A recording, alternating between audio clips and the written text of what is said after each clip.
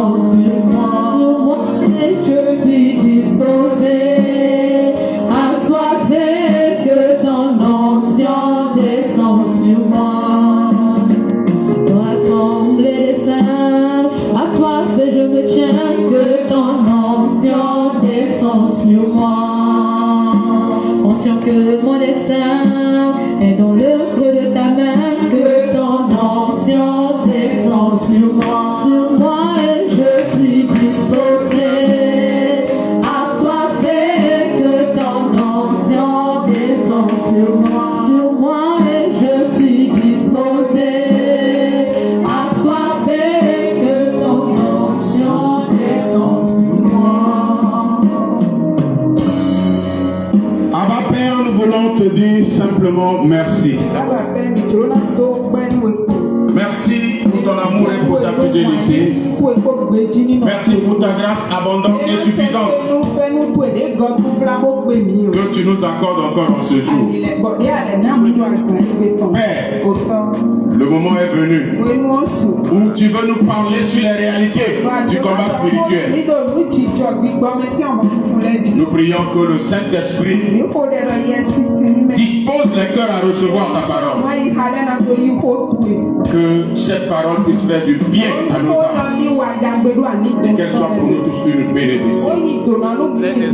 À toi la gloire, l'honneur, la louange, la puissance et la magnificence. C'est au nom de Jésus que nous avons prié. Amen. Amen. Est-ce que quelqu'un peut dire avec moi Amen?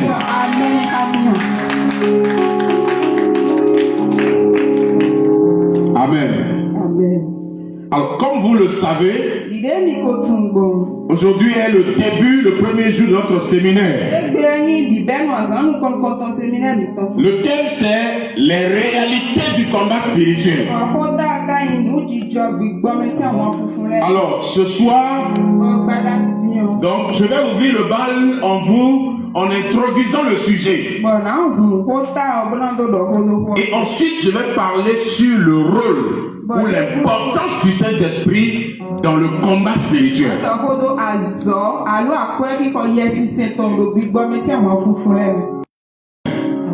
Alors, nous allons ensemble lire le livre d'Exode, Exode chapitre 17, nous levons s'il vous plaît. Nous lisons Exode chapitre 17 du verset 8 au verset 16. Exode 17, verset 8 à 16. Et la Bible dit, Amalek vint combattre Israël à Rephidim.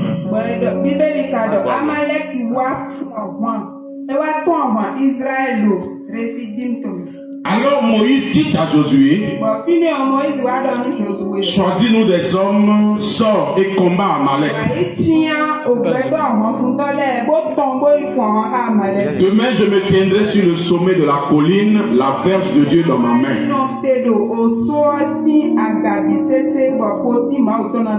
Josué fit ce que lui avait dit Moïse pour combattre Amalek. Et Moïse, Aaron et Hur montèrent au sommet de la colline. Lorsque Moïse élevait sa main, Israël était le plus fort. Et lorsqu'il baissait sa main, Amalek était le plus fort. Les mains de Moïse étant fatiguées, il prit une pierre qu'il plaçait sous lui et il s'assit dessus. Aaron et Hur soutenaient ses mains, l'un d'un côté, l'autre de l'autre. Et ses mains restèrent fermes jusqu'au coucher du soleil. Et Josué vainquit Amalek et son peuple au tranchant de l'épée.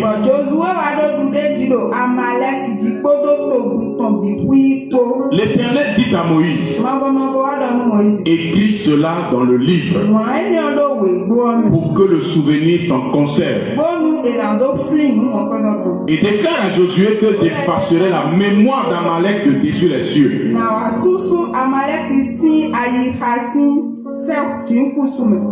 Moïse bâtit un autel et lui donna pour nom l'Éternel, ma bannière.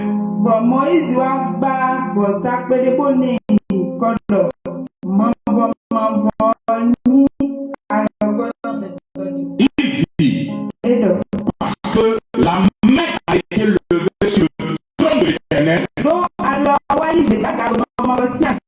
il y aura guerre de l'Éternel contre Amalek de génération en génération.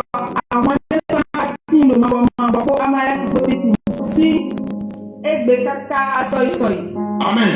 Amen. Asseyons-nous. Merci. Alors, bien aimé dans le Seigneur,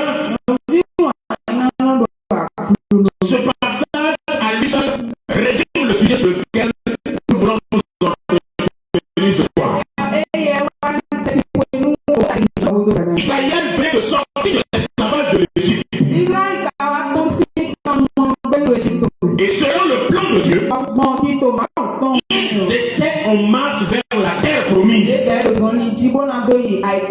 Israël n'a provoqué personne. Israël n'a cherché la guerre à personne. Israël n'est même pas allé chercher à savoir qui était le peuple qui était à côté. Mais la Bible dit, pendant que Israël était à Rephidim, Amalek vint combattre Israël. Alléluia. Quelqu'un me comprend? Israël n'a rien fait à Amalek. Israël n'a pas cherché la guerre à Amalek. Mais Amalek vint combattre Israël. Et le combat dont on parle, on pourrait voir ce combat comme un combat physique. Parce que ce sont des hommes qui sont venus combattre des hommes. En Israël, il y avait des hommes de guerre qui pouvaient affronter Amalek. Mais en Israël, il y avait aussi des hommes spirituels comme Moïse qui avait compris que le combat que Amalek est venu mener n'est pas seulement un combat physique. Il ne faut pas seulement avoir des guerriers pour aller combattre Amalek. Mais le combat contre Amalek est avant tout un combat spirituel. Alors Moïse, en tant que bon leader, il va avoir deux groupes de personnes. Premier groupe, Moïse, Aaron, Hur, et ils montaient sur la montagne. Ils menaient le combat spirituel. Et la Bible dit, quand la main de Moïse était levée, Israël était le plus fort. Et quand la main de Moïse était baissée, Amalek était le plus fort. Alors Aaron et Hur ont soutenu les mains de Moïse pour que ses mains restent élevées, pour que Israël puisse avoir la victoire. Sur le terrain, Josué combattait Amalek avec des hommes. Mais la réalité est que le combat ne dépendait pas de Josué, mais le combat dépendait de ce qui se faisait sur la montagne. Première chose que nous retenons, le combat spirituel ne dépend pas de vous. Ce n'est pas parce que vous avez fait quelque chose de mal. Ce n'est pas parce que vous avez provoqué quelqu'un. Le fait que vous soyez de Dieu est déjà en lui en seul un combat. Pourquoi est-ce que Amalek est venu combattre Israël? Amalek est venu combattre Israël parce que quand il est sorti de l'Égypte, la nouvelle s'est répandue. La rumeur s'est répandue. Il y a un peuple qui est puissant. Il y a un peuple qui est ennemi. comment on l'appelle là? Le nombre là. Son nom m'échappe. Qui est allé à cette... Le roi Balaka est allé appeler Balaam. Il a dit à Balaam le prophète, il y a un peuple qui est sorti. Il dévore tous ses adversaires. Viens et maudis ce peuple pour moi. Israël n'était pas encore arrivé au niveau de Balak et de son peuple, mais que Balak a commencé à mener le combat à distance. Le combat spirituel ne dépend pas de ce que vous avez fait, mais le combat spirituel commence à partir du moment où vous avez rencontré Jésus. Alléluia. Amen. Israël est resté pendant 430 ans en Égypte. Il n'y a pas eu de combat. Mais le jour où Dieu est rentré dans le jeu, le jour où Dieu appelle Israël comme son peuple, c'est ce jour que le combat a commencé. Alléluia. Est-ce que quelqu'un me comprend? Donc, Amalek est venu combattre Israël. Mais c'est quoi Amalek ou c'est qui Amalek? Amalek signifie, premièrement, celui qui erre dans la vallée. Qui erre dans les roches. Il ne sait pas où aller, il ne sait pas quoi faire. Amalek, c'est quelqu'un qui est dans la vallée, qui est en train d'errer. Qui cherche quoi faire. Qui va taquiner. À qui va faire le mal. Qui va insulter. Amalek, c'est un esprit qui est et qui cherche sur qui va parler, sur qui va combattre. Deuxième chose, Amalek signifie aussi un peuple belliqueux, un peuple querelleur. Amalek, tu le veux ou tu le veux pas, tu le provoques ou pas, Amalek viendra chercher querelle avec toi. Et Moïse va dire, puisque la main est levée sur le trône de Dieu, il y aura guerre de l'Éternel contre Amalek de génération en génération. Si la génération de Moïse a combattu Amalek, toutes les générations qui viendront sur la terre auront affaire à Amalek. C'est ça la réalité du combat spirituel.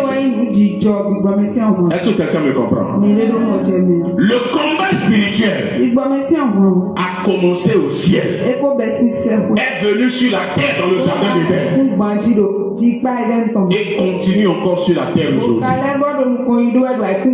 Dans Apocalypse chapitre 12, le verset 7. Apocalypse chapitre 12, le verset 7. La Bible dit qu'il y eut guerre au ciel.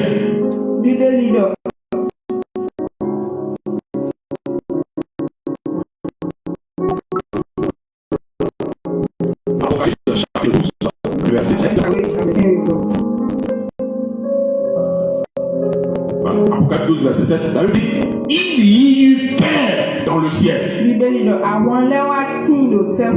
Michel et ses anges combattirent contre le dragon, et le dragon et ses anges combattirent. Mais ils ne furent pas les plus forts, et leur place ne fut plus trouvée dans le ciel. Et il fut précipité le grand dragon, le serpent aussi appelé le diable et Satan. Celui qui séduit toute la terre, il fut précipité sur la terre et ses anges furent précipités avec lui. Le combat dont nous parlons a commencé au ciel. La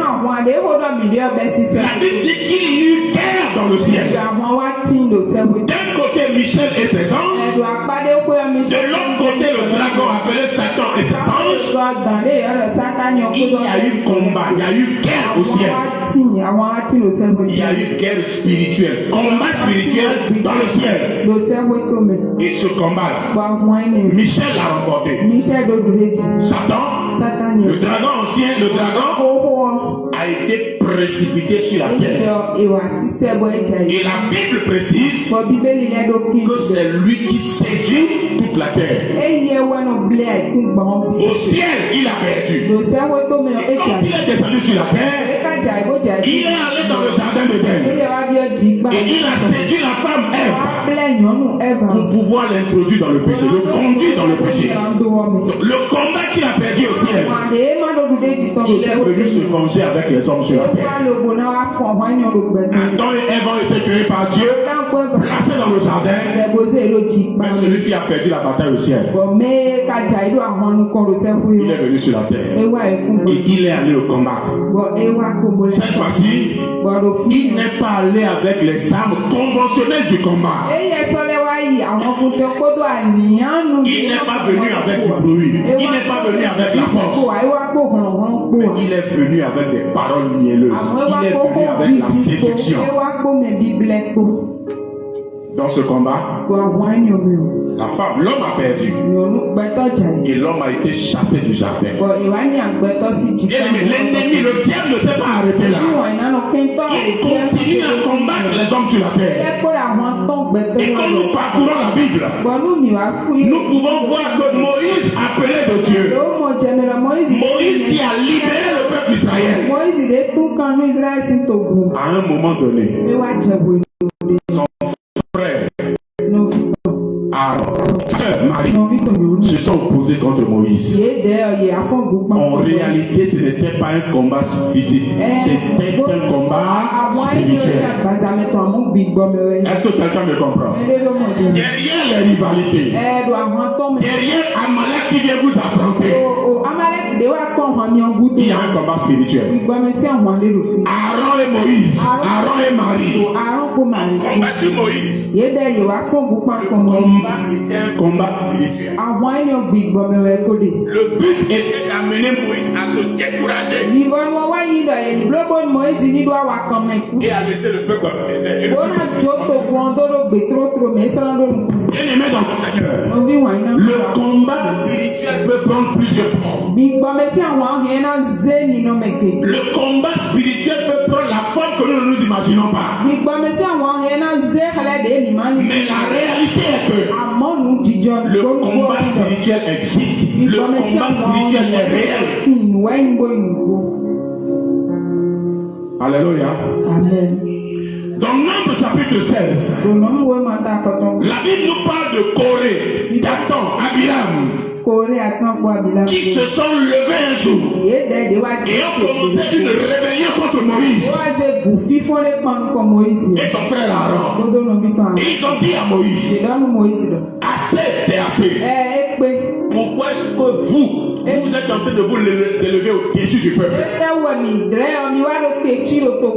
voulez montrer que vous êtes qui?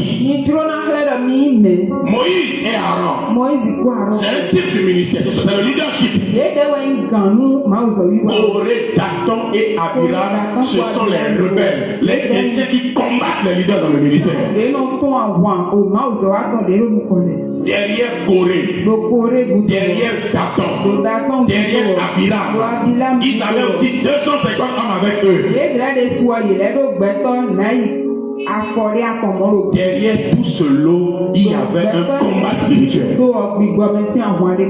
Moïse n'a pas combattu Dathan, Abiram et les autres parlaient. Il n'a pas combattu physiquement. Moïse a ramené le combat dans le domaine de l'esprit. Et Dieu dit que chacun d'eux, chaque tribu puisse apporter un bois. Que Aaron aussi donne son bois. Le bois qui va fleurir, ce sera la tribu que Dieu a choisie. Alors ils ont déposé le bâton.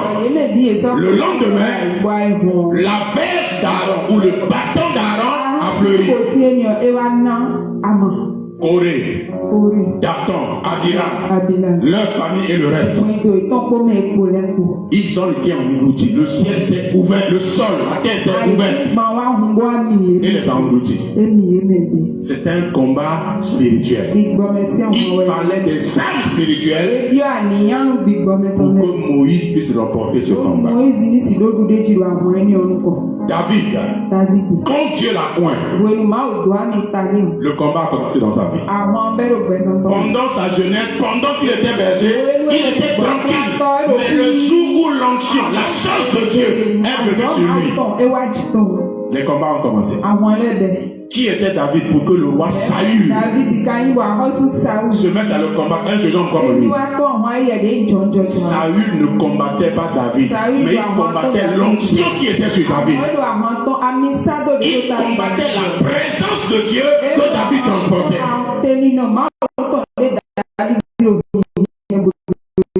Si tu as la chose de Dieu,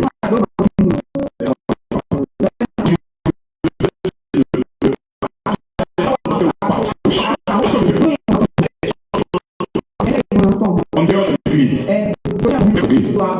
le combat spirituel est réel. Ce combat se déroule au ciel, ce combat est sur la terre, au milieu des hommes et même dans l'église. Le diable utilise tous les instruments à sa disposition pour combattre les enfants de Dieu. Alléluia. Quelqu'un avec moi? Si nous venons dans le Nouveau Testament, Jésus était Dieu manifesté dans la chair. En réalité, avec Jésus, il ne devrait pas avoir combat. C'était le Fils de Dieu. C'était Dieu dans la chair. Jésus était dans la barque avec les disciples. Et la Bible dit que la tempête s'est levée. Au point où l'eau rentrait dans la barque et la barque voulait s'enfoncer. Quel courage de se lever contre le Fils de Dieu et vouloir le faire tuer par moyen. Le diable n'a peur de personne. Il a un objectif. Il a un but bien précis. Avec Jésus, il y a eu le combat spirituel. Les Sadducéens, les pharisiens qui combattaient Jésus, ils ont voulu précipiter Jésus un jour. On l'a mené sur une montagne pour le précipiter. La vraie réalité, ce n'était pas Jésus qui l'a dérangé. C'est la présence de Dieu qui était en Jésus, qui était en train de les déranger. C'est pourquoi ce combat a commencé. Si le diable n'a pas craint Jésus, le Fils de Dieu, il a combattu. À combien plus forte raison, vous et moi, bien-aimés, nous sommes dans ce combat. Ce que je veux nous faire comprendre ce soir d'abord, nous devons nous imprégner. Nous devons comprendre que nous sommes dans le combat spirituel. Même s'il n'y a pas d'adversaire déclaré qui dit je suis ton ennemi, le diable est notre ennemi et il nous combattra d'une manière ou d'une autre. Alléluia. Alléluia. Quand Jésus est mort à la croix, les apôtres de Jésus sont allés se cacher. Vous allez voir à partir de la Pentecôte. Nous sommes dans la semaine de la Pentecôte. Dans Actes chapitre 2, il y a eu la Pentecôte. Il y a eu effusion du Saint-Esprit. Le Saint-Esprit est descendu sur les disciples. La conséquence logique. Quelqu'un me reçoit ce soir? La conséquence logique, c'est que dans le chapitre 3 déjà, il y a eu combat spirituel. Au chapitre 2, il y a eu le Saint-Esprit. Il y a eu la puissance. Il y a eu le parler en langue. Mais au chapitre 3, le combat a commencé. Pierre et Jean ont guéri un malade. Un boiteux était à la porte. Cela les a conduits loin. Jusqu'à ce qu'ils ont été enfermés. On les a battus de verge. Et on leur a interdit de parler au nom de Jésus. Ils ont demandé auquel nom ils ont guéri ce mal. Ils ont dit c'est au nom de Jésus que vous avez crucifié. leur a dit ne parlez plus du nom de ce Jésus-là. En réalité, ce n'est pas Pierre et Jean que les anciens de Sadducéens combattaient. Le combat est... Quelqu'un avec moi, le combat est... C'est ceux qui ont reçu le jour de la Pentecôte qui les a amenés à faire ce miracle. Qui a ouvert la voie à l'adversité. Et plus ils avançaient, plus il y avait des miracles, des signes et des prodiges. C'est là que l'ennemi Satan va citer un homme qu'on appelle Saul de Tarse. Lui s'est levé carrément. Et lui, il prenait l'ordre d'aller les tuer. Ce n'était pas un combat physique. C'était un combat spirituel. Saul de Tarse. Sa mission était de faire taire l'église. Si l'église ne parle plus, si l'église ne prie pas, si l'église ne se rassemble plus, qui a gagné? C'est le diable. Donc, quand tous les moyens qu'il peut faire, c'est pourquoi bien le combat n'est pas physique, le combat est spirituel. Elle dit c'est que Jésus. Hier les gens, quand ils ont été livrés, ils sont allés vers les autres disciples. Ils leur ont raconté ce qu'ils ont vécu. Lis avec moi, Actes chapitre 4, verset 25, Actes chapitre 4. Philippe et Jean-Pierre sont revenus vers les autres. Alors ils disent aux autres ce qui s'est passé. Donc ils étaient dans le Sanhédrin. Qu'est-ce que je dis? Actes chapitre 4, le verset 28. Verset 23, après avoir été relâchés. Donc ils ont été maintenus en prison. Et quand on les a relâchés, ils allèrent vers les leurs et racontaient tout ce que les principaux sacrificateurs et les anciens leur avaient dit. Lorsqu'ils l'eurent entendu, ils s'élevèrent à Dieu la voix tous ensemble. Ils ont compris que le combat était un combat spirituel. Ils ne devaient pas eux affronter le Sanhédrin, mais ils devaient se recommander à Dieu qui les a appelés, qui les a choisis et qui les a envoyés. C'est à Dieu qui fait le combat.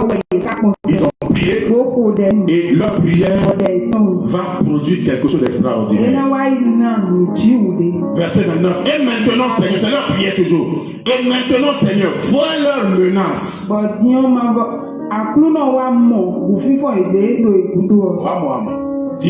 Et maintenant, Seigneur, vois leurs menaces. Leurs menaces.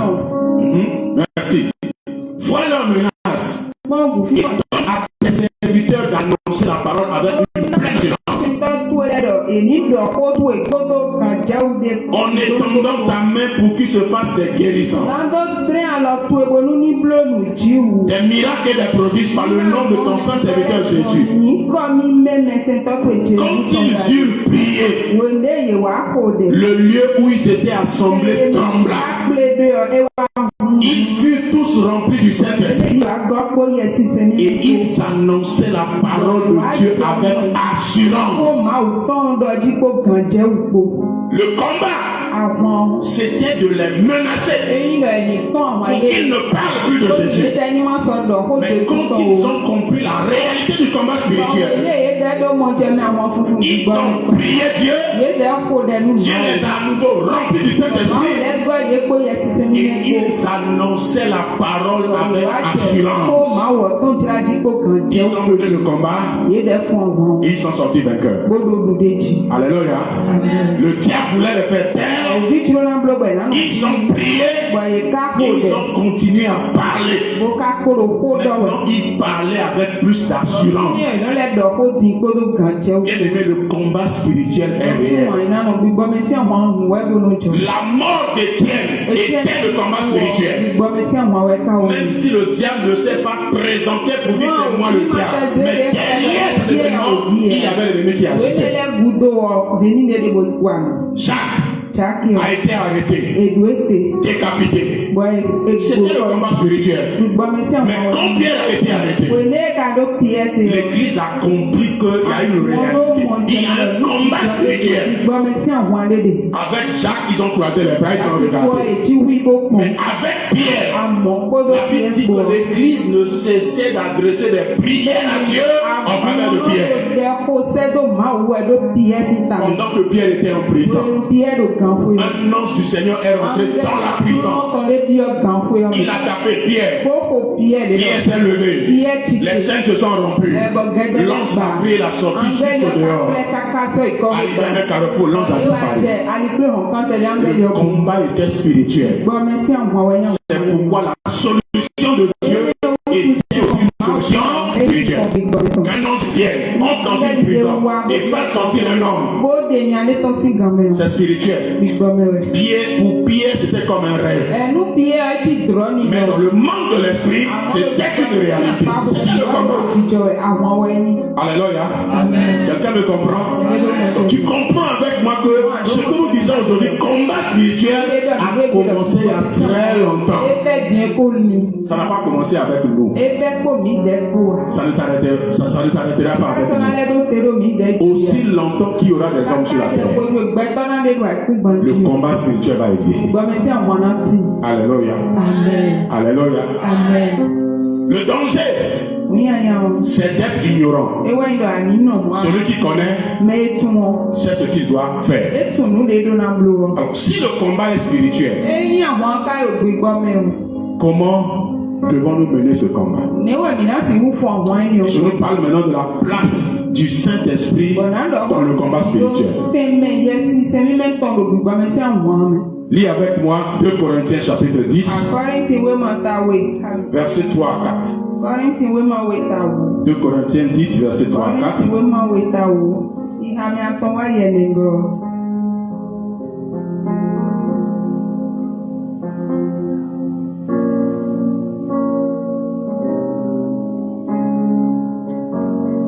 Si nous marchons selon la chair, nous ne combattons pas selon la chair. Car les armes avec lesquelles nous combattons ne sont pas charnelles, mais elles sont puissantes par la vertu de Dieu pour renverser les forteresses.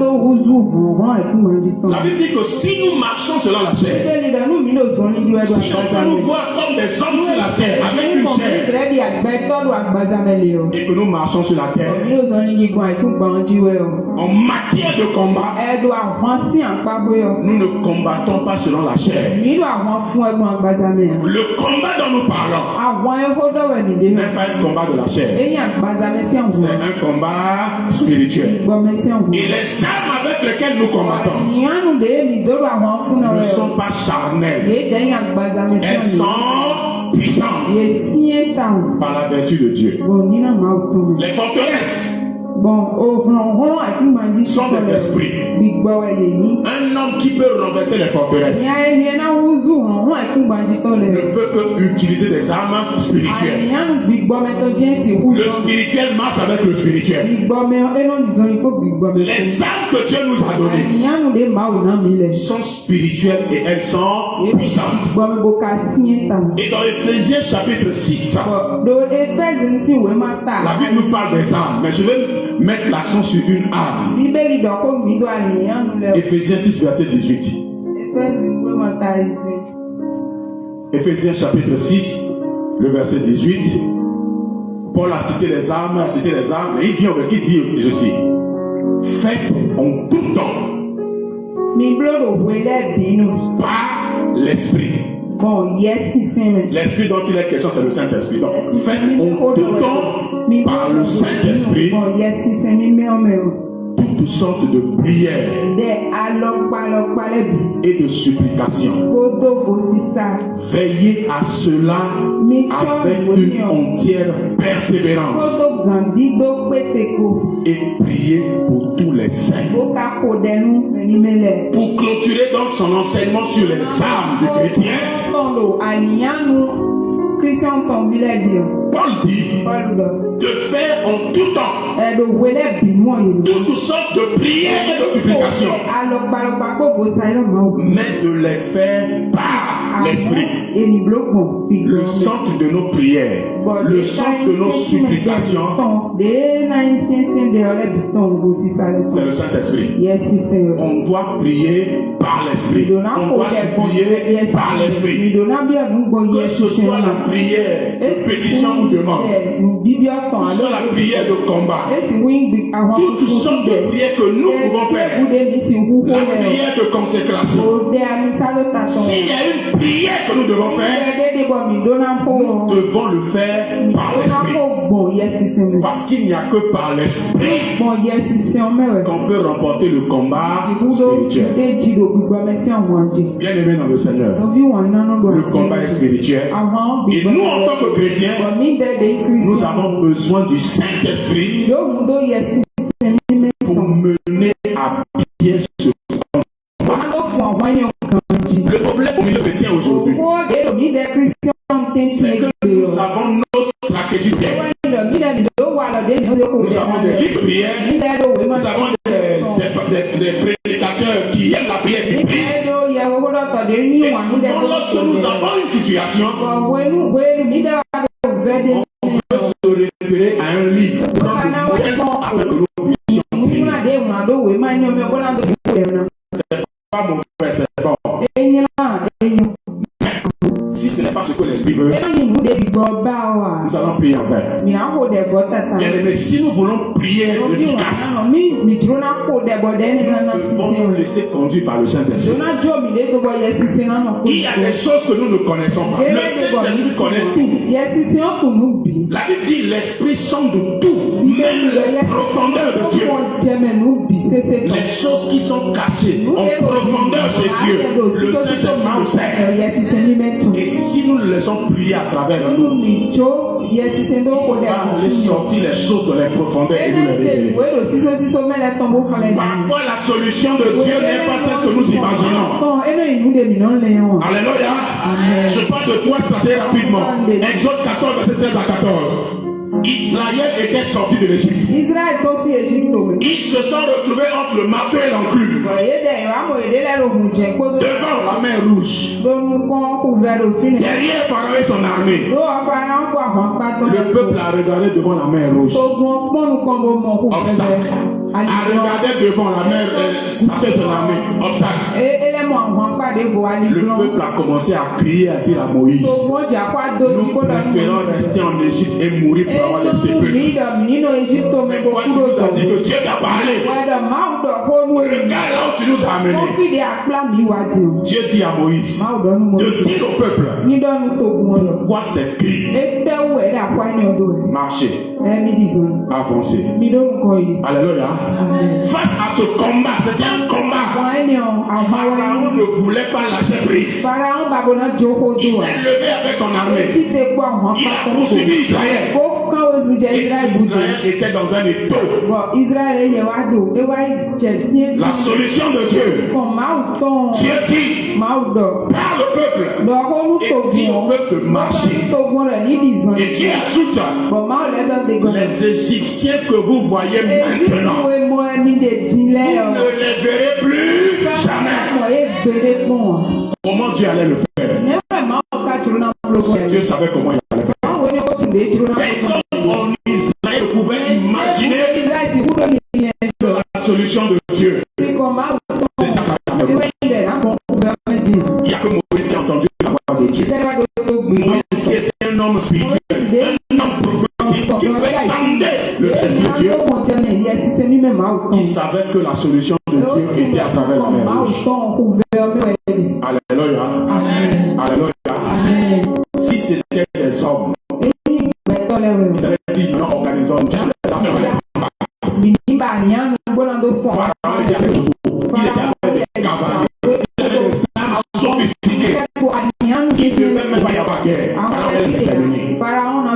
La solution de Dieu. La solution de Dieu.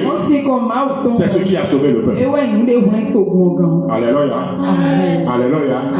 Face au combat spirituel, nous avons besoin d'entendre la solution de Dieu. Qu'est-ce que Dieu dit? Parfois les chrétiens sont pressés. Ils voient quelque chose, sang de Jésus, fire. Et encore fire. Son papa.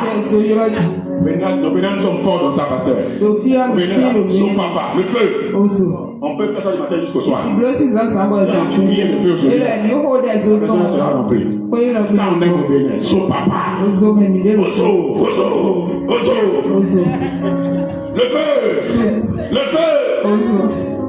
Parfois la solution n'est pas dans le feu. Regardez la situation. Mer rouge devant, une armée puissante derrière. Dieu n'a pas fait descendre le feu. Il n'y a pas eu son papa.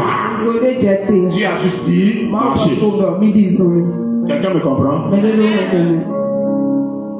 Dans 2 Chroniques 20, versets 14 à 17, le roi Josaphat, un roi pieux, qui craignait Dieu, quand il est monté au trône, il a ramené le culte, il a enlevé les idoles, et dans sa piété, on lui annonça qu'une multitude nombreuse est venue lui faire la guerre.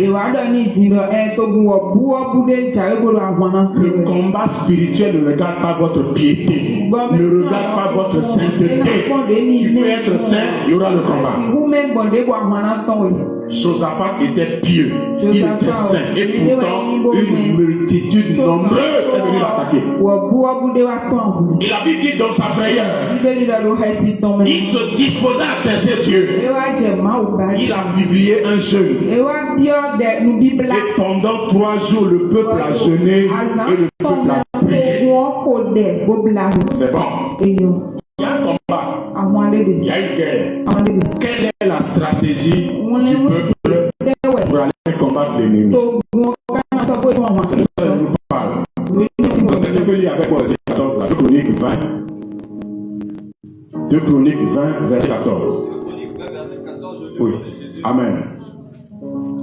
Alors l'Esprit de l'Éternel saisit au milieu de l'assemblée Jacaziel, oui, fils de Zacharie, fils de Benaja, fils de Jéhiel, fils de Matania, Lévite, donc les fils d'Azaph. Ok, amen. Un instant. La Bible dit quoi? L'Esprit de l'Éternel saisit Jacaziel. Donc ici, la solution de Dieu est venue de quoi? L'Esprit de Dieu est venu saisir un homme et l'homme va maintenant parler. Donner la solution de Dieu. Merci, on avance. Verset 15. Oui. Et Jacaziel dit, soyez attentifs, tous Judas et habitants de Jérusalem, et toi, roi Josaphat, ainsi vous parle l'Éternel. Ne craignez point et ne vous effrayez point devant cette multitude nombreuse, car ce ne sera pas vous qui combattrez, ce sera Dieu. Amen. Amen. Continue. Demain, descendez contre eux. Ils vont monter par la colline de Tits, et vous les trouverez à l'extrémité de la vallée, en face du désert de Jériel. Verset 7. Vous n'aurez point à combattre en cette affaire. Présentez-vous, tenez-vous là, et vous verrez la délivrance que l'Éternel vous accordera. Amen. Amen. Donc, le Saint-Esprit parle par Jacaziel. Et le Saint-Esprit dit au peuple. Le Saint-Esprit dit au roi. Vous n'aurez pas à combattre dans cette affaire. Ne craignez pas cette multitude nombreuse. La multitude nombreuse était en réalité un château de sable. Ça faisait peur, mais il n'y avait rien dedans. Quelqu'un avec moi? Goliath faisait peur. À la vue de Goliath, les soldats d'Israël avaient peur. Mais celui qui faisait peur à tout le monde. David l'a tué avec une pierre. Il l'a tué comme on tue un oiseau. Goliath ne pesait pas. Nous devons avoir la solution de Dieu. Nous devons nous laisser conduire par le Saint-Esprit. Pour voir les choses comme Dieu les voit. Pendant que tout le monde voyait en Goliath un géant, David avait l'esprit de Dieu. Et il voyait en Goliath un incirconcis. Incirconcis. Il était quelqu'un qui n'avait pas d'alliance avec Dieu. Et pour David, le sort de Goliath était clair, il va la battre. Et ici, le Saint-Esprit a parlé par Zachaziel et a dit la solution de Dieu. Il n'aura pas à combattre, il va voir la délivrance. Il y a des combats qu'il faut mener. Il y a des combats parfaits, attention, et Dieu agit.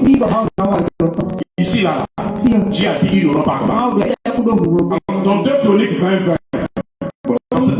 verset 22, le peuple, pour aller dans ce combat, on va mettre les chantres devant.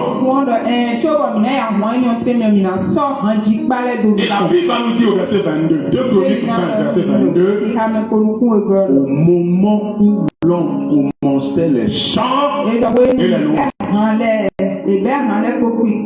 Chant, vous écoutez? Chant, il y a des combats, c'est vous. On vous met devant et nous avons la victoire. La Bible dit, au moment où l'on commençait les louanges, les chants et les louanges, l'Éternel plaça une embuscade contre les fils d'Ammon et de Moab et ceux de la montagne de Séir qui étaient venus contre Juda et ils furent battus. Dès que le peuple a commencé à chanter, l'ennemi, ils étaient 3. Ils ont commencé à s'enfuir entre eux. Le peuple d'Israël va arriver. Les fils d'Ammon se jetaient sur les deux. Les fils d'Ammon et de Moab se jetaient sur les habitants de la montagne de Séir pour les dévouer par l'intérêt de les exterminer. Et quand ils en eurent fini avec les habitants de Séir, ils s'aidaient les uns les autres à se détruire. C'est ceux qui sont venus combattre là. Ils sont combattus, ils étaient 3. Dieu se sont mis ensemble, ils ont détruit l'autre. Et même les 2 restants se sont encore. Et à la fin, il n'y avait plus personne. Lorsque Judas fut arrivé sur la hauteur où l'on aperçoit le désert, il regardait du côté de la multitude et voici c'était des cadavres étendus à terre. Si ça avait dit saut, feu, fire, ça ne donnait pas ce résultat. Ils ont laissé Dieu devant. Ils ont commencé à célébrer Dieu. Ils sont arrivés sur le champ de bataille. Il n'y avait que des cadavres. Il n'y avait que des cadavres. Quand ils venaient à la guerre, ils ont amené l'argent, l'or, les choses précieuses. Et la Bible dit, le Josaphat et son peuple allaient prendre leurs dépouilles et trouvaient parmi les cadavres d'abondantes richesses et des objets précieux. Ils s'enlevaient tant qu'ils ne purent tout emporter. Il y eut 3 jours au pillage des butin, car il était considérable. La solution de Dieu, 1, à exterminer les ennemis. 2, leur a donné d'abondantes richesses. Les gens ont ramassé l'argent, l'or, les choses précieuses pendant 3 jours. Ils n'ont pas pu tout prendre. Parce qu'il y en avait encore. C'est parce qu'ils ont écouté la voix de Dieu. Dernière chose pour finir. Je suis dans Actes chapitre 18. Verset 4 à 10. Paul plutôt, était en train de prêcher l'évangile. La diversité s'est levée. Le combat spirituel. Quelqu'un avec moi? Quand un prédicateur prêche et les gens se lèvent contre lui, c'est pas lui. C'est parce que le message qu'il prêche dérange. Et Paul était dans cette situation. Que faire? Qu'est-ce que Paul devait faire? Éphésiens 18, verset 4. La Bible dit, Paul discourait dans la synagogue chaque sabbat et il persuadait les Juifs et les Grecs. C'est ça, hein?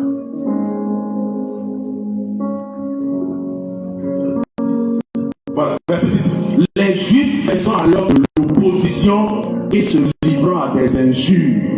Paul secoua ses vêtements et leur dit que votre sang retombe sur votre tête. J'en suis pur. Dès maintenant, j'irai vers les païens. Paul est sorti de là. Le Seigneur va lui dire, ne te tais point, parle. Voilà, verset 9. Le Seigneur dit à Paul en vision pendant la nuit, ne crains point, mais parle et ne te tais point, car je suis avec toi et personne ne mettra la main sur toi pour te faire du mal. Parle, car j'ai un peuple nombreux dans cette ville. Il y demeura 1 an et 6 mois. Enseignant parmi les Corinthiens la parole de Dieu. Amen. Donc Paul prêchait l'évangile. Le combat a commencé. Il y a eu opposition, il y a eu adversité. Il a voulu se décourager, il a voulu aller ailleurs. Dieu lui dit, ne crains rien, ne te tais point. Parle, parce que j'ai une multitude de gens sauvés ici. Et dans le combat spirituel, la direction divine, la voix de Dieu, la voix du Saint-Esprit est indispensable. Beaucoup de fois nous échouons parce que nous voulons combattre avec nos méthodes. Nous combattons avec notre connaissance. Bien aimé, quand le Saint-Esprit intervient, quand Dieu parle, quand Dieu dit quelque chose, c'est ce que Dieu dit qui arrive. C'est pourquoi le combat spirituel est réel. Deuxième chose, ce n'est pas ton combat. C'est le combat de l'esprit. Tu as besoin de te laisser conduire par le Saint-Esprit. Tu as besoin de laisser Dieu prendre la place. Tu as besoin de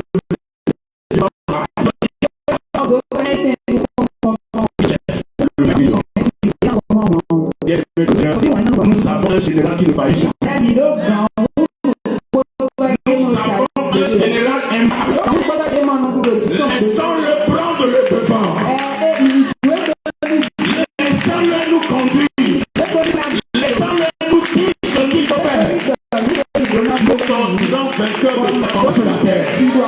Mais si nous prenons les devants nous-mêmes, Dieu va nous regarder et dire, s'il pouvait comprendre. Comprends ce soir. Ce n'est pas un combat. C'est le corps de la force. Comme Dieu a dit à Zorobabel, ce n'est ni par la force, ni par la puissance.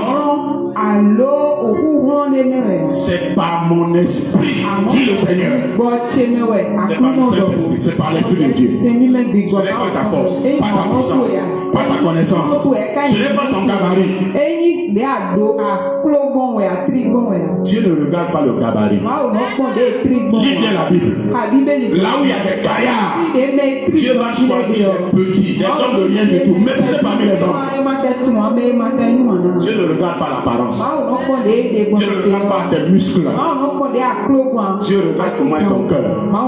Si tu peux lui laisser prendre la place, Dieu agira. Il recevra la gloire. Il pense qu'il recevra la gloire. Je vais finir en disant ceci parce que ça me revient plusieurs fois. Quand Esther a été élevée, la Bible dit quoi? Que Aman aussi a été. Quelqu'un avec moi? Quand Esther est devenue reine, de l'autre côté, Aman aussi a été élevé. Bien aimé, le combat spirituel dépend aussi de votre niveau de d'élévation. Ceux qui aspirent à de grandes choses, je veux être milliardaire, je veux être chef d'entreprise, je veux. Quand tu veux là, il faut se préparer au combat de ce niveau-là.